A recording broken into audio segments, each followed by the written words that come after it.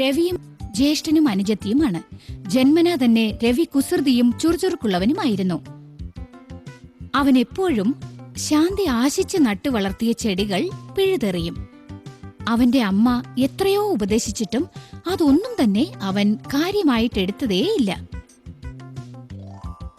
അമ്മേ, ഈ രവി എന്ത് പണിയാ ചെയ്തെന്നുണ്ടോ? രവി, നീ അവിടെ എന്ത് ചെയ്യടാ? അമ്മ അടുക്കളയിൽ നിന്ന് കാര്യം തിരക്കാനായി പൂന്തോട്ടത്തിലേക്ക് വന്നു.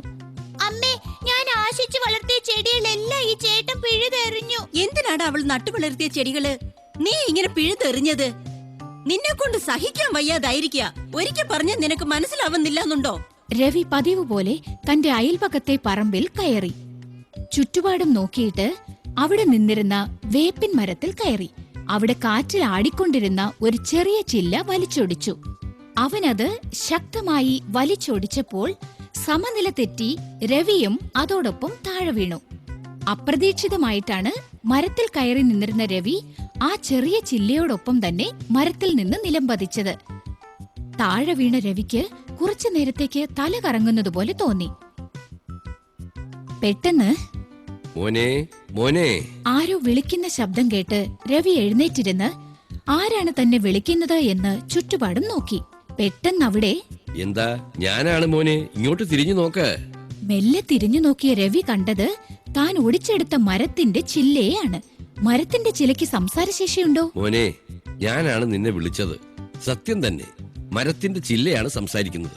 ചില്ല സംസാരിക്കുന്നത് രവി അത്ഭുതത്തോടെ നോക്കിയിരുന്നു. അവന്റെ മിണ്ടാട്ടം മുട്ടി. അല്ല മോനെ, എന്തിനാ എന്നെ ഒടിച്ചെടുത്ത് താഴെ എറിഞ്ഞത്? ഞാൻ നിനക്ക് എന്ത് ദ്രോഹമാ ചെയ്തത്? എന്തിനാ ഈ ക്രൂരത കാണിച്ചത്? ഞാനും എന്റെ വർഗവും നിനക്കും ഈ മനുഷ്യരാശിക്കും എത്രമാത്രം നന്മകളാ ചെയ്തിരിക്കുന്നെന്നറിയോ? അതിന് മറുപടി പറയാൻ അറിയാതെ രവിയുടെ ഉത്തരം മുട്ടി. വെയിലിന്റെ തീഷ്ണത അകറ്റാൻ തണലേകുന്നു, ഫലങ്ങൾ നൽകുന്നു, വീട് നിർമ്മിക്കാൻ ഞങ്ങളുടെ ശരീരം പോലും നൽകുന്നു. മനുഷ്യർ ഉച്ഛ്വസിക്കുന്ന കാർബൺ ഡൈ ഓക്സൈഡ് ഞങ്ങൾ സ്വീകരിച്ച് നിങ്ങൾക്ക് ശ്വസിക്കാൻ വേണ്ടി ഓക്സിജൻ നൽകുന്നു. അത് മാത്രമല്ല, നീ ഇരുന്ന് പഠിക്കുന്ന ആ കസേര, മേശ, എഴുതാൻ ഉപയോഗിക്കുന്ന പലക, ഇവയെല്ലാം ഞങ്ങളാണ് തരുന്നത്. ഈ മരങ്ങളും സസ്യങ്ങളും ഉള്ളത് കൊണ്ടാണ് ഈ ലോകത്ത് മഴ പെയ്യുന്നത് തന്നെ. അതറിയാമോ നിനക്ക്? മണ്ണൊലിപ്പ് തടഞ്ഞ് ജനങ്ങളെ സംരക്ഷിക്കുന്നത് ഞങ്ങളാണ്. കൂടാതെ മനുഷ്യരെ ബാധിക്കുന്ന പലതരം രോഗങ്ങളെ ശമിപ്പിക്കുന്ന മൂലികകളും വേരുകളും ഇലകളും തന്ന് നിങ്ങളെ സഹായിക്കുന്നു. വന്യജീവികളായ എത്രയോ മൃഗങ്ങൾക്കും അതേപോലെ പക്ഷികൾക്കും അഭയം നൽകി അവയെ അനേക കാലത്തോളം സംരക്ഷിച്ചു പോരുന്നു. മോനെ, ഞങ്ങൾക്ക് വയസ്സായി താഴെ വീഴുന്ന സമയത്ത് പോലും അടുപ്പ് കത്തിക്കുന്ന വിറകായി ഉപയോഗിക്കപ്പെടുന്നു. ഞങ്ങളുടെ സേവനത്തെപ്പറ്റി സാമ്പത്തികമായി പറയുകയാണെങ്കിൽ ഞങ്ങളുടെ വർഗത്തിൽപ്പെട്ട ഒരു മരത്തിന്റെ മൂല്യം മാത്രം 35 ലക്ഷം രൂപയോളം വരും. ഇത്രയും ഫലം തരുന്ന ഞങ്ങൾക്ക് നിങ്ങൾ നൽകുന്ന സമ്മാനം എന്താണ്? ഞങ്ങളൊന്നും പ്രതീക്ഷിച്ചിട്ടില്ല, എങ്കിലും വെറുതെ ഒന്ന് ചോദിക്കുന്നേ ഉള്ളൂ. രവി ആ ചില്ലയുടെ വാക്കുകൾ കേട്ട് സ്തംഭിച്ചിരുന്നു. മരം പോലെ നിൽക്കരുതെന്ന് ഞങ്ങളെ ഉദാഹരണം കാണിച്ച് ശകാരിക്കാറില്ലേ? നിന്നെ പോലെയുള്ളവർ ഞങ്ങളെ ഒടിച്ചെറിയുന്നു. മറ്റുള്ളവർ കോടാലി കൊണ്ട് ഞങ്ങളെ വെട്ടി താഴെയിടുന്നു. ഞങ്ങളുടെ നാശത്തെപ്പറ്റി പോലും ഞങ്ങൾക്ക് വിഷമമില്ല. എന്നാൽ ഞങ്ങളെ നശിപ്പിക്കുന്നതായി കരുതി നിങ്ങൾ സ്വയം നശിക്കുകയല്ലേ ചെയ്യുന്നത്? അതോർത്താ വിഷമം. ആ ചില്ലയുടെ സംസാരത്തിൽ ദുഃഖം നിറഞ്ഞിട്ടുള്ളതായി രവിക്ക് ബോധ്യമായി. തെറ്റാണ്, ഞാൻ ചെയ്തതെല്ലാം മഹാ അപരാധമാണ്. എന്നോട് ക്ഷമിക്കണം. ഇനി ഞാൻ അങ്ങനെ ചെയ്യില്ല. ചെയ്ത തെറ്റിന് പ്രായശ്ചിത്തമായി ഞാൻ എന്താണ് ചെയ്യേണ്ടതെന്ന് നിങ്ങൾ തന്നെ പറയൂ. ഇതുപോലെ ഞങ്ങളുടെ കൈകാലുകൾ വലിച്ചൊടിക്കരുത്. ഞങ്ങളെ വെട്ടി വീഴ്ത്തുകയരുത്. ഞങ്ങളെ നന്നായി നട്ടു വളർത്തണം. അങ്ങനെ ചെയ്താൽ നിന്നെ മാത്രമല്ല, നിങ്ങളെ ആരെയും ഞാൻ ഒരിക്കലും മറക്കില്ല. ശരി, തീർച്ചയായും നട്ടു വളർത്താം. നിങ്ങൾ പറഞ്ഞത് ഞാൻ ഒരിക്കലും മറക്കില്ല. ഇങ്ങനെ ഉച്ചത്തിൽ വിളിച്ചു പറഞ്ഞ രവിയുടെ ശരീരത്തിൽ പെട്ടെന്ന് 2 കൈകൾ അവനെ ശക്തമായി കുലുക്കി. രവി, രവി, എന്താടാ നീ പറയുന്നത്? എന്തു പറ്റി നിനക്ക്? ഇത് അമ്മയുടെ ശബ്ദം പോലെ ഉണ്ടല്ലോ എന്ന് വിചാരിച്ചുകൊണ്ട് രവി മെല്ലെ കണ്ണു തുറന്നു നോക്കി. അമ്മയുടെ അടുക്കൽ തന്നെ അനിയത്തി ശാന്തിയും നിൽക്കുന്നത് അവൻ കണ്ടു. അവൻ മെല്ലെ എണീറ്റ്, ശാന്തി, നിനക്ക് നട്ടു വളർത്താനായി ഞാനൊരു പുതിയ ചെടി കൊണ്ടുവന്നു തരാം കേട്ടോ എന്നു പറഞ്ഞ് അവളെ നോക്കി പുഞ്ചിരിച്ചു. ആ പുഞ്ചിരിയുടെ അർത്ഥം എന്താണെന്ന് ശാന്തിക്കും അവരുടെ അമ്മയ്ക്കും മനസ്സിലായതേയില്ല. ഒടിഞ്ഞ ചില്ലയും മനംമാറ്റവും. المنان لا إله إلا الله محمد رسول الله Muhammad is the messenger. To Allah is our return. La ilaha illallah. Muhammadur Rasulullah. Muhammad is the messenger. To Allah is our return. La ilaha illallah. Muhammadur Rasulullah. La ilaha illallah. Muhammadur Rasulullah.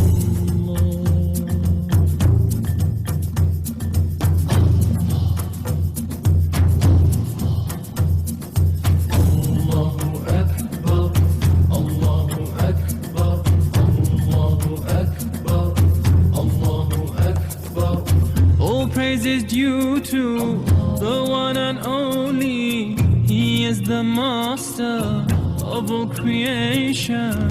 All praise is due to the one and only. He is the master of all creation. He is the sustainer and the maintainer of the whole universe. La ilaha illallah. Muhammadur Rasulullah.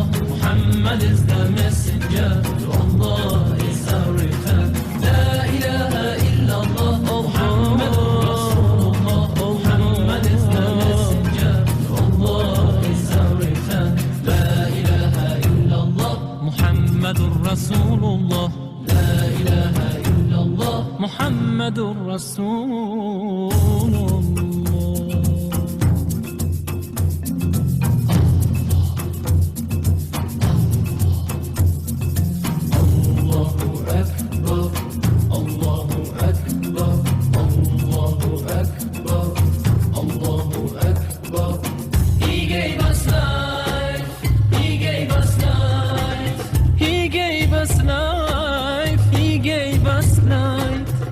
Sent to guide us, Rasulullah. He sent to guide us, Rasulullah.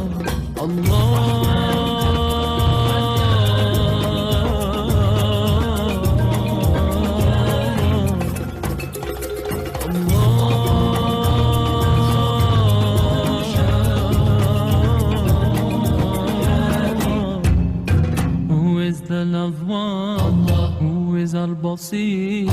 Who is al-Khabir? La ilaha illallah. Muhammadur Rasulullah. Muhammad is the messenger. To Allah is our return.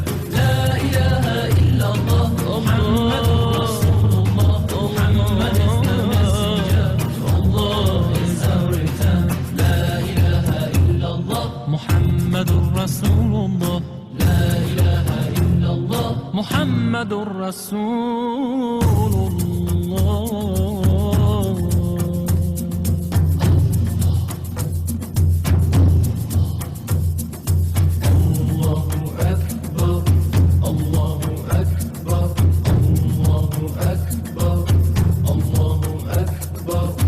Anyone who fails to see all the signs of his existence that he has spread around.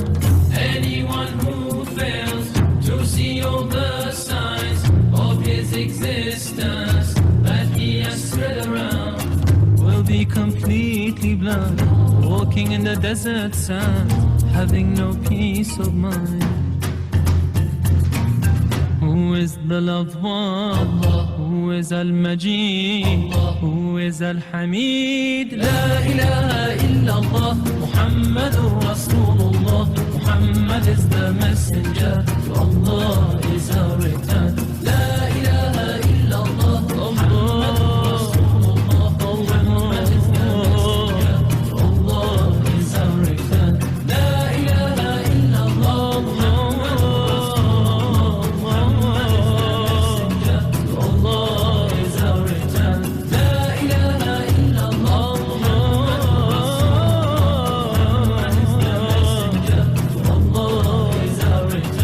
La ilaha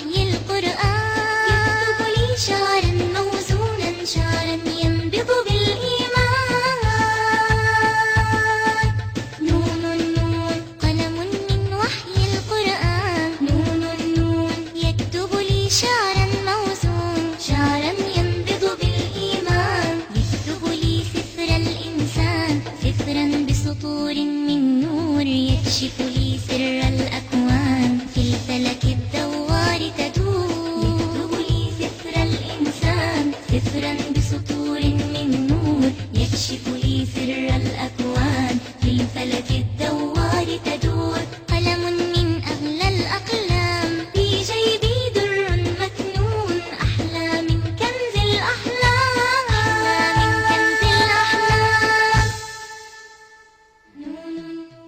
يكتب لي شعرا موزون شعرا ينبض بالإيمان يكتب لي في حب الله قصصا أحفظها في قلبي وكلاما حلوا معناه أن الله الخالق ربي يكتب لي في حب الله قصصا أحفظها في قلبي وكلاما حلوا معناه أن الله الخالق ربي قلم من وحي القرآن يكتب لي شعرا موزونا شعرا ينبض بالإيمان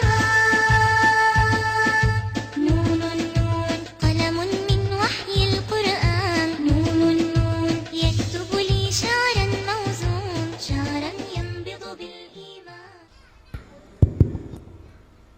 الحمد لله الذي أحيانا بعدما وماتنا وإليه النشور. الصلاة